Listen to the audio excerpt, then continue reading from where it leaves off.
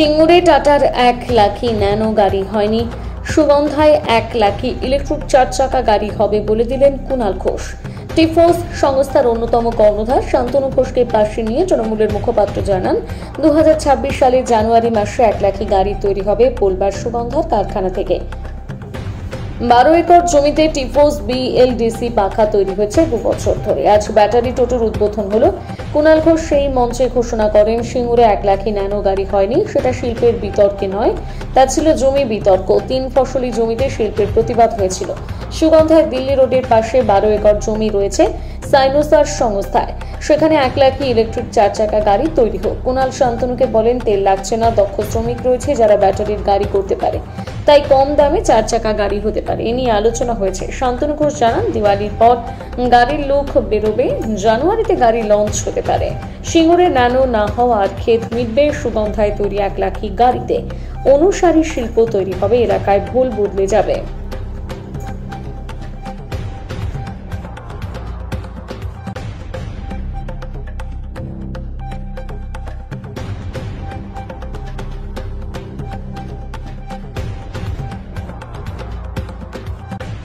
টিফোস 3 wheeler এটা একেবারে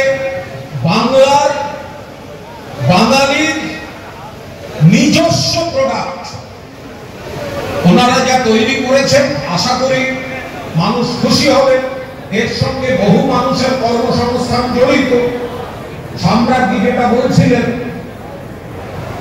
অনেকদিন বাদে একটা অনুষ্ঠানে আছি বা দেখছি, যে অনুষ্ঠান বা যে প্রোডাক্ট লঞ্চের আগে সেই অর্গানাইজেশনের একজন মহিলা কর্ণধার তার প্রোডাক্টের বিশেষত্বটা নিজে মুখে বোঝাতে শুরু করলেন। ওদের জন্য একটা হাততালি দরকার।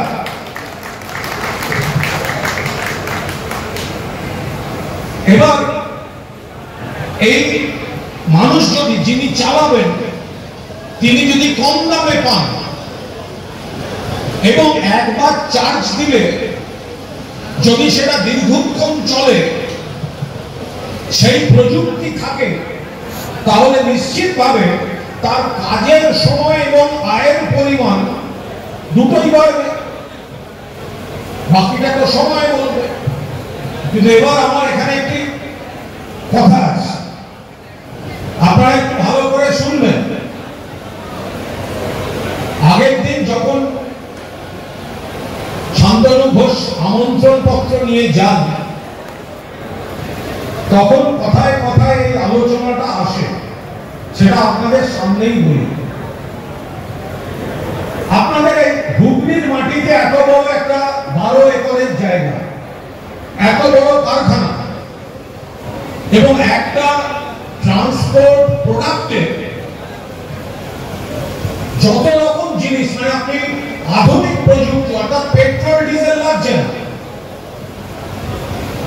আপনি ব্যাটারি ইলেকট্রিক, তার কন্ট্রোলার চায়না থেকে আনতে হচ্ছে না। এবং বাঙালির শিল্প আজ এখানে সাইনোসিওর যে কর্মসূচি দেখতে পাচ্ছেন, তাতে বাংলার শিল্প এবং বাঙালির শিল্প এই দুটি সার্থকতা আরো একবার হুগলি জেলার সুগন্ধা আমরা এখানে দেখতে পাচ্ছি। এখানে রয়েছেন রাজ্যের মাননীয় মন্ত্রী জাভেদ খান, মাননীয় মন্ত্রী উজ্জ্বল বিশ্বাস, এখানে রয়েছেন বিশিষ্ট জনপ্রতিনিধি, এলাকার বিশিষ্ট নাগরিকরা,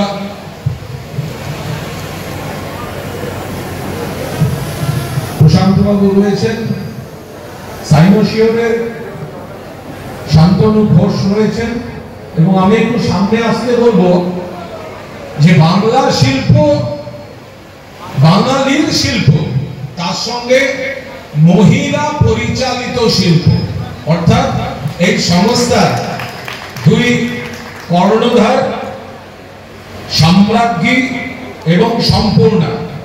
আমরা কার বেসিসে চেক করে দেখলাম যে আমাদের যে 3 হুইলার, যেটাকে আমরা টোটো বলি, এটা লাখ লাখ টোটো ছুঁয়ে গেছে সারা ভারতবর্ষে, আমাদের রাজ্যে তো বটেই।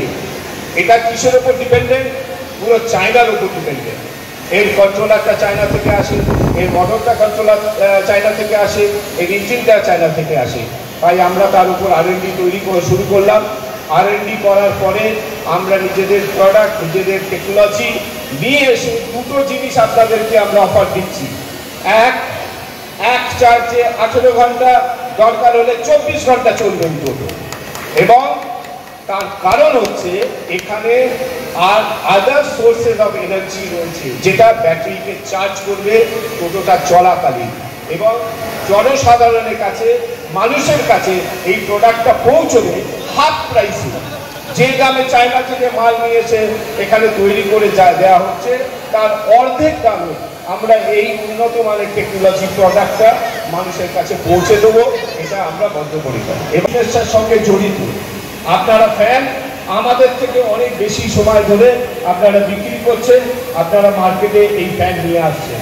তাহলে টিফোস কেন? আপনারা সবাই জানেন যে টিফোস 2019 সালে আমরা প্রথম ভারতবর্ষে প্রধানমন্ত্রীর অফিসে আমরা জানালাম যে একটা এনার্জি এফিশিয়েন্ট ফ্যানের দরকার আছে, যেটা BLDC ফ্যান বলে তার নাম। 2019 সালে প্রাইম মিনিস্টার অফিস থেকে রিপ্লাই এলো যে we acknowledge the receipt of your suggestion. এই চিঠিটা ওইখানে টাঙানো রয়েছে। তারপর আমরা ডিজাইন করলাম, ডেভেলপ করলাম, প্রোডাক্টটাকে নিয়ে এলাম, আমরা ভারত সরকারের কাছে পাঠালাম টেস্টিংয়ের জন্য। এবং ভারত সরকার থেকে আপনারা শুনলে আনন্দ পাবেন, একটা প্রাইভেট কোম্পানিকে মিনিস্ট্রি অফ পাওয়ার থেকে চিঠি লিখলো যে your unique project will transform the fan industry in India. এই চিঠিটা ওখানে টাঙানো আছে।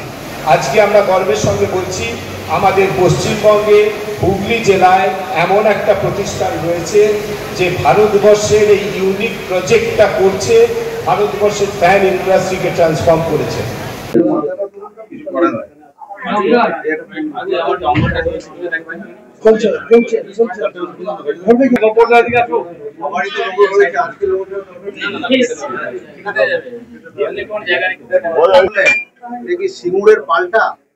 কোনো পাল্টার বিষয় নয়। এখানে সাইনোশিওর বাঙালি সংস্থা, বাংলার সংস্থা এবং মহিলা পরিচালিত সংস্থা, তার যে দুজন মূল কর্ণধার, একজন সাম্রাজ্ঞী ঘোষ, একজন সম্পূর্ণা ঘোষ। তো তারা এখানে মাননীয় মন্ত্রী জাভেদ আহমেদ খান, মাননীয় মন্ত্রী উজ্জ্বল বিশ্বাস, তারা রয়েছেন। ওনারা মূলত আমন্ত্রণ করেছিলেন, ওনারা আধুনিক প্রযুক্তির পাখা, BLDC পাখা লঞ্চ করেছেন। ফলে খুব কম ইলেকট্রিক বিলিং এ, কম কনজামশনে আধুনিক প্রযুক্তির পাখা, সেটা বছর দুয়েক ধরে চলছে। এরপরে ওনারা যেটার জন্য আমাদের আমন্ত্রণ করেছিলেন যে থ্রি হুইলার, সেটা ইলেকট্রিক থ্রি হুইলার এবং খুব কম দামে। কারণ ওনাদের হুগলির এই সুগন্ধার যে ফ্যাক্টরি 12 একরের উপর, তাতে এখানেই সমস্ত ব্যবস্থাপনা রয়েছে এবং ওনাদের R&Dটাও খুব শক্তিশালী। ফলে যে মূল যে কন্ট্রোলার বা অন্যান্য যে ইকুইপমেন্টস গুলো চায়না বা অন্য জায়গা থেকে ইম্পোর্ট করার ব্যাপার বা আনার থাকে, সেগুলো ওনারা এখানেই তৈরি করছেন এবং সেই জায়গায় অত্যন্ত আধুনিক প্রযুক্তিকে ব্যবহার করে, কারিগরিকে ব্যবহার করে ওনারা লঞ্চ করছেন। সেই জন্যই সেইখান থেকে একটা আলোচনা এসেছিল যে থ্রি হুইলার যদি আধুনিক এবং নতুন প্রযুক্তি, অর্থাৎ পেট্রোল ডিজেলের দাম বাড়ার সঙ্গে কোনো সম্পর্ক নেই, কারণ চলছে ইলেকট্রিক এবং এটা আজকের সময়ের দাবি, তাহলে হোয়াই নট। তখন একটা রিকোয়েস্ট করেছিলাম যে শান্তনু ঘোষকে যে থ্রি হুইলার যদি হয়, তাহলে হোয়াই নট ফোর হুইলার। তাহলে মানুষ 1 লাখ টাকায়, সাধারণ মধ্যবিত্ত বাড়ি, তাদের যে ন্যূনতম প্রয়োজন, যে একটা গাড়িতে যা যা থাকে, পাওয়ার স্টিয়ারিং থাকবে, অন্যান্য যা আছে, মিনিমাম 4 সিটার, এটা 1 লক্ষ টাকায় সেটা করা যায় কিনা।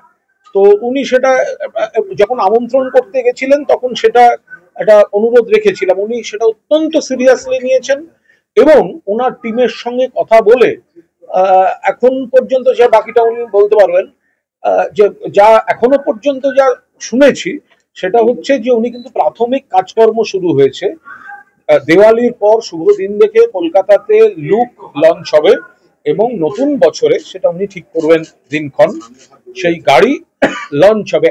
1 লক্ষ টাকা তার মূল গাড়িটার দাম। এবার কেউ যদি মনে হয় যে আমি এইটা একটু বেশি চাই, এইটা একটু বেশি চাই, তাহলে সেই গাড়ির প্রিমিয়ার, সেই গাড়ির ডিলাক্স মডেল হতেই পারে, কিন্তু সাধারণ মানুষ 1 লক্ষ টাকায় তার একটি নিজস্ব গাড়ি পাবেন। এবং যে গাড়িটা আজকের সময়ের গাড়ি, অর্থাৎ আগে যে গাড়ির কথাটি শোনা গেছিল তার থেকে আধুনিক প্রযুক্তির গাড়ি, পেট্রোল ডিজেলের গল্প নেই। ফলে ইলেকট্রিক, যেটা লো কস্টে চলবে, অনেক দূর যেতে পারবে একবার চার্জিং এ, ফলে সেটা আমাদের শহর গ্রাম সব মানুষের ক্ষেত্রেই খুব সুবিধা হবে। শান্তনু কি অবস্থায় আছে একটুখানি বলে দাও। কাজের কথা না, এটা কোনো কাজের কথা, সরকারি কোনো তো লাইসেন্স বা লাইসেন্স নেই। আমি একটা কথা বলবো, আপনারা যারা যানজটের কথা বলেন না, আকাশে তো অনেক জায়গা, তাহলে এয়ারপোর্ট গুলোর উপরে আকাশে জ্যাম হয় কেন? সেটা খোঁজ নিয়েছেন কখনো? আকাশে তো অনেক জায়গা, আপনি বলছেন রাস্তায় জ্যাম হয়েছে টোটোর জন্য, হতে পারে জনবহুল এলাকা বা গাড়ি বেশি, কেউ বলছেন। এখন তো আপনি তো বাড়ি ঘর ভেঙে চুরে দোকান করতে পারবেন না। আবার তাদেরও কর্মসংস্থানের বিষয় দেখতে হবে। প্রত্যেকটা এলাকায় কেস টু কেস দেখে সেখানকার প্রশাসন একটা ব্যবস্থা নেয়। আপনি যানজট, আকাশে এত জায়গা, আপনি ব্যস্ত, তাহলে ওই কোনো কোনো এয়ারপোর্টে নামার সময় 20 মিনিট 25 মিনিট ওপরে ঘোরায়, বলছে জ্যাম। জ্যাম হয় কেন আকাশে? আপনি টোটোকে দোষ দিচ্ছেন, প্লেনে জ্যাম হচ্ছে, দোষ হচ্ছে টোটো।